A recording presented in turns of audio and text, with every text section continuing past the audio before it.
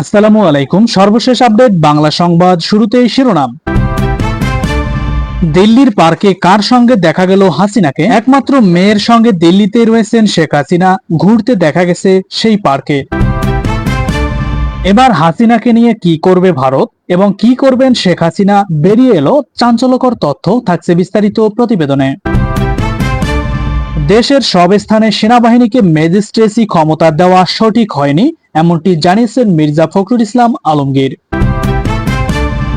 সবশেষে দেখবেন, ঢাকা চাইলে হাসিনাকে হস্তান্তর করতে পারে নয়াদিল্লি। এতক্ষণ শুনছিলেন সংবাদ শিরোনাম, এবার বিস্তারিত। ব্যাপক গণবিক্ষোভের মুখে পদত্যাগ করে ভারতে আশ্রয় নিয়েছেন বাংলাদেশের সাবেক প্রধানমন্ত্রী শেখ হাসিনা। 1 মাসের বেশি সময় ধরে ভারতে অবস্থান করা সাবেক এই প্রধানমন্ত্রীকে দেশে ফিরিয়ে আনার দাবি এখন তুঙ্গে রয়েছে। বাংলাদেশের আন্তর্জাতিক অপরাধ ট্রাইব্যুনাল আইসিটির প্রধান প্রসিকিউটর শেখ হাসিনাকে বাংলাদেশে ফিরিয়ে আনার আইনি প্রক্রিয়া শুরু হয়েছে বলে জানানোর পরে এই দাবিটি সুনির্দিষ্ট আইনি রূপ নিয়েছে। 2010 সালে হাসিনার নেতৃত্বাধীন তৎকালীন সরকার এই ট্রাইব্যুনাল প্রতিষ্ঠা করেছিল। শেখ হাসিনার বিরুদ্ধে আন্তর্জাতিক অপরাধ ট্রাইব্যুনালে গণহত্যা এবং মানবতা বিরোধী অপরাধের অভিযোগ দায়ের করা হয়েছে। এছাড়াও হত্যা, নির্যাতন, নিপীড়ন থেকে শুরু করে গুম সহ বিভিন্ন ধরনের অভিযোগ সাবেক এই প্রধানমন্ত্রীর বিরুদ্ধে 1.5 শতাধিক মামলা হয়েছে। এমন পরিস্থিতিতে বাংলাদেশ যদি রাষ্ট্রীয়ভাবে শেখ হাসিনাকে হস্তান্তরের জন্য ভারতের কাছে অনুরোধ জানায়, তখন নয়াদিল্লির আইনি উপায় কি হবে প্রশ্ন সবার। এদিকে জনৈক ব্যক্তি নিবন্ধন লিখেছেন। তার নিবন্ধনে বলা হয়েছে, ভারতের প্রত্যর্পণ আইন 1962 ছাড়াও শেখ হাসিনা সরকারের সঙ্গে 2023 সালে স্বাক্ষরিত ভারত বাংলাদেশ প্রত্যর্পণ চুক্তিও বর্তমানে গুরুত্বপূর্ণ হয়ে উঠেছে। 1962 সালের প্রত্যর্পণ আইনের 12-2 ধারা ও ভারত বাংলাদেশের প্রত্যর্পণ চুক্তির শর্তগুলো শেখ হাসিনাকে বাংলাদেশের প্রত্যর্পণের ক্ষেত্রে প্রাসঙ্গিক হয়ে উঠেছে। বাংলাদেশের আদালতে এখনো দোষী প্রমাণিত না হলেও হাসিনাকে প্রত্যর্পণ করা যেতে পারে। ভারত থেকে প্রত্যর্পণের প্রক্রিয়া শুরু করার জন্য তাকে এসব অপরাধে অভিযুক্ত করাই যথেষ্ট। এছাড়া ভারত বাংলাদেশ প্রত্যর্পণ চুক্তির অনুচ্ছেদ 10-3 আওতায় প্রত্যর্পণ চাওয়ার জন্য অনুরোধকারী রাষ্ট্রের পক্ষে উপযুক্ত কর্তৃপক্ষের জারি করা গ্রেপ্তারি পরোয়ানাও যথেষ্ট রয়েছে। যে কারণে বাংলাদেশ এ ধরনের অনুরোধ করলে শেখ হাসিনাকে হস্তান্তর করার আইনি বাধ্যবাধকতা রয়েছে ভারতের। তবে ভারত বাংলাদেশ প্রত্যর্পণ চুক্তিতে কোনো ব্যক্তিকে প্রত্যর্পণের ক্ষেত্রে কিছু ব্যতিক্রম বিধান রয়েছে। প্রথমত, 6 নম্বর অনুচ্ছেদে অপরাধী ব্যক্তি যদি রাজনৈতিক নেতা হন তাহলে তার প্রত্যর্পণ প্রত্যাখ্যান করা যেতে পারে। দ্বিতীয়ত, যদি সেই ব্যক্তির প্রত্যর্পণ অপরাধের দায়ে আদালতে বিচার করা হয় তাহলে অনুরোধকৃত রাষ্ট্রকে প্রত্যর্পণের অনুরোধ প্রত্যাখ্যান করার অনুমতি দিয়েছে অনুচ্ছেদ 7। এই বিধানটি হাসিনার ক্ষেত্রে প্রযোজ্য হবে না, কারণ তিনি ভারতীয় আদালতে বিচারের মুখোমুখি হবেন, এমন কোনো অপরাধের অভিযোগ নেই। তৃতীয়ত, চুক্তির অনুচ্ছেদ 8-1 ধারায় বলা হয়, যদি একজন ব্যক্তি প্রত্যর্পণের জন্য অনুরোধকৃত রাষ্ট্রকে বোঝাতে পারেন যে তাকে হস্তান্তর করা হলে দেশে তিনি ন্যায় বিচার পাবেন না এবং তাকে প্রত্যর্পণ করাটা নিপীড়নমূলক হবে, তাহলে অনুরোধকৃত রাষ্ট্র সমস্ত পরিস্থিতি বিবেচনা করে তাকে প্রত্যর্পণ করা থেকে বিরত থাকতে পারে, কারণ ওই ব্যক্তির বিরুদ্ধে তোলা অভিযোগ ন্যায় বিচারের স্বার্থে সরল বিশ্বাসে করা হয়নি বলে জানাতে পারবে অনুরোধকৃত রাষ্ট্র। ছাত্র জনতার প্রবল আন্দোলনের মুখে গত 5ই আগস্ট পতন হয়েছে শেখ হাসিনার নেতৃত্বাধীন আওয়ামী লীগ সরকারের। ওই দিনই পদত্যাগ করে দেশ ছেড়ে ভারতে আশ্রয় নিয়েছেন সাবেক প্রধানমন্ত্রী হাসিনা। এরপর থেকে গত 1.5 মাস ধরে ভারতেই অবস্থান করছেন তিনি।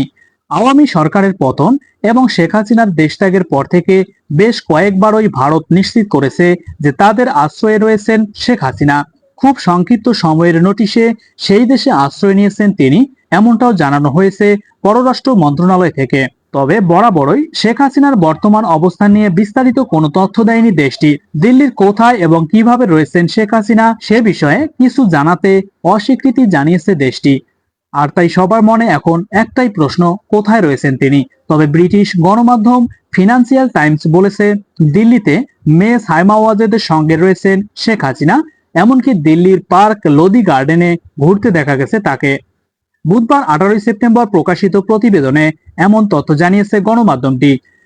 প্রতিবেদনে ফিনান্সিয়াল টাইমস বলছে, গত মাসে ছাত্র জনতার অভ্যুত্থানে বাংলাদেশের সাবেক প্রধানমন্ত্রী শেখ হাসিনার দেশত্যাগের পর থেকে নয়াদিল্লির নৈশভোজের অনুষ্ঠানগুলোতে যে ইস্যুটি আলোচনার বিষয় হয়ে উঠেছে তা হলো শেখ হাসিনা এখন কোথায়।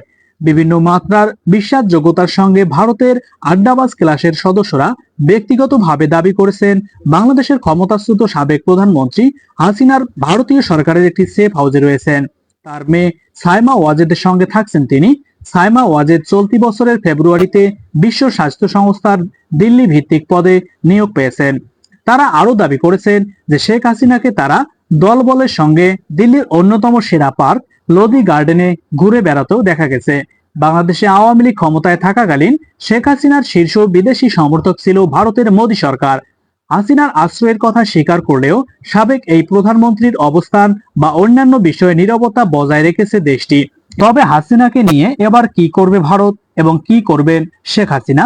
ছাত্র জনতার গণ অভ্যুত্থানে 5ই আগস্ট দেশ ছেড়ে পালায় শেখ হাসিনা। আগামীকাল পর্যন্ত বৈধভাবে ভারতে থাকতে পারবেন তিনি, কিন্তু এরপরে কি করবেন হাসিনা? বিষয়টি নিয়ে এখনো সরকারিভাবে কিছু জানায়নি ভারত।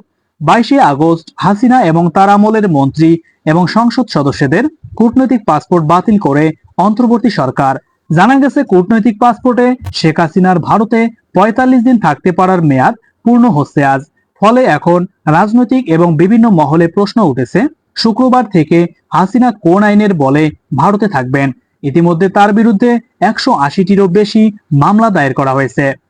ভারতীয় সংবাদ মাধ্যম এই সময় বলেছে শেখ হাসিনার ভারতে থাকার মেয়াদ শেষ হলেও তাকে বাংলাদেশে পাঠানোর সম্ভাবনা নেই। তাহলে কিভাবে ভারতে থাকবেন শেখ হাসিনা? একাধিক মহলের যুক্তি, তিব্বতী ধর্মগুরু দালাই লামার মতোই সাময়িকভাবে রাজনৈতিক আশ্রয় দেওয়া হতে পারে শেখ হাসিনাকে। তবে সবকিছু নির্ভর করে ভারতের সিদ্ধান্তের উপর।